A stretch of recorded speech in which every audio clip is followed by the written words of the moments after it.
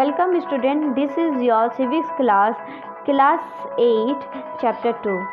The second way in which Indian secularism works to prevent the above domination is through a strategy of non-interference.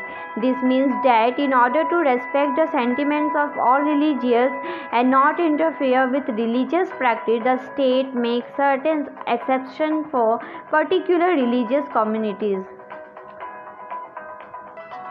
धार्मिक वर्चस्व को रोकने के लिए भारतीय धर्मनिरपेक्षता का दूसरा तरीका है हस्तक्षेप की नीति। इसका मतलब है कि सभी धर्मों की भावनाओं का सम्मान करने और धार्मिक क्रियाकलापों में दखल न देने के लिए राज्य कुछ धार्मिक समुदायों को कुछ विशेष छूट देता है। In the above storyboard, Paramjit the Sikh youth does not have to wear a helmet. This is because the Indian state recognizes that wearing a pagri is central to a Sikh religious practice, and in order not to interfere with this, allows an exception in the law.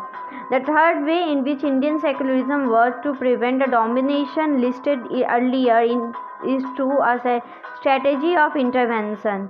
You read earlier in this chapter about untouchability. This is a good example where members of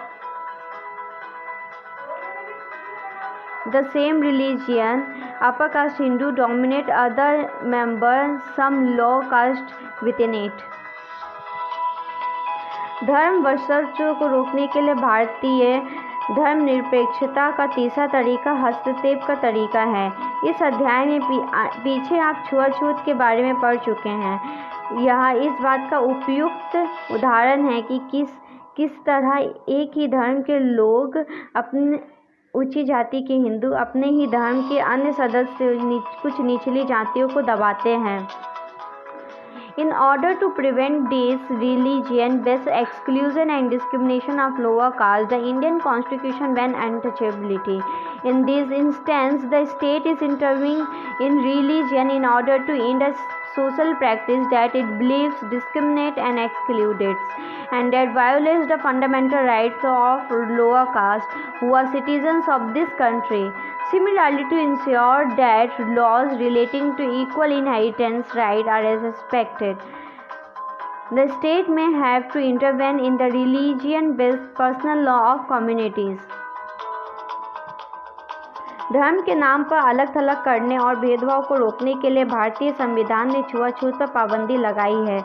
इस उदाहरण में राज्य धर्म के नाम पर अलग थलग करने और भेदभाव को बढ़ावा देने वाली उस प्रथा को खत्म करने के लिए धर्म ने हस्तक्षेप कर रहा है, जो निचली जातियों के लोगों के मौलिक अधिकारों का हनन करता है, क्योंकि वे भी इसी देश के नागरिक हैं, और इसी तरह माँ बाप की संपत्ति में बराबर हिस्से के अधिकार का सम्मान करने के लिए राज्य को समुदायों के धर्म पर आधारित निजी कानून में भी हस्तक्षेप करना पड़ सकता है। The intervention of the state can also be in the form of support. The Indian Constitution grants the right to religious community to set up their own schools and colleges. It also gives them financial aid on a non-preferential basis. राज्य का हस्तक्षेप सहायता के रूप में भी हो सकता है। भारतीय संविधानिक धार्मिक समुदायों को अपने स्कूल और कॉलेज खोलने का अधिकार देता है। गैर प्राथमिक के आधार पर राज्य से उन्हें सीमित आर्थिक सहायता भी मिलती है। In what way is Indian secularism different from that of other democratic countries? भारतीय धर्मनिरपेक्षता दूसरे लोकतांत्रिक देशों की धर्मनिरपेक्षता से किस तरह अलग है? Some of the above objectives are similar to those that have been included in the constitution of secular democratic countries in other parts of the world. For example, the First Amendment of U.S. Constitution prohibits the legislature from making law respecting an establishment of religion or that prohibit the free exercise of religion. What is meant by the word establishment is that the legislature cannot declare any religion as the official religion, nor can they give preference to one religion. In the USA, the separation between state and religion means that neither the state nor religion can interfere in the affairs of one another. ऊपर दिए गए 3 उद्देश्य दुनिया के अन्य निरपेक्ष लोकतांत्रिक देशों के संविधान में दिए गए उद्देश्य से मिलते जुलते हैं। अमेरिकी संविधान में हुए पहले संविधान संशोधन के जरिए विधायिका को ऐसे कानून बनाने से रोक दिया गया है जो धार्मिक संस्थानों का पक्ष लेते हो या धार्मिक स्वतंत्रता को रोकते हों। इसका मतलब है कि विधायिका किसी भी धर्म को राजकीय धर्म घोषित नहीं कर सकती, ना ही विधायिका किसी एक धर्म को ज़्यादा प्राथमिकता दे सकती है।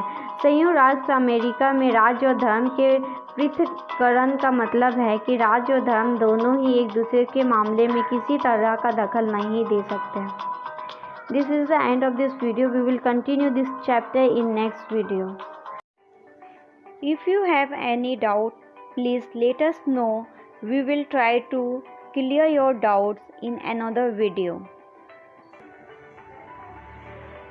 अगर आपको कोई संदेह है तो कृपया करके हमें बताइए। हम अगले वीडियो में आपके संदेह को दूर करने का प्रयास करेंगे।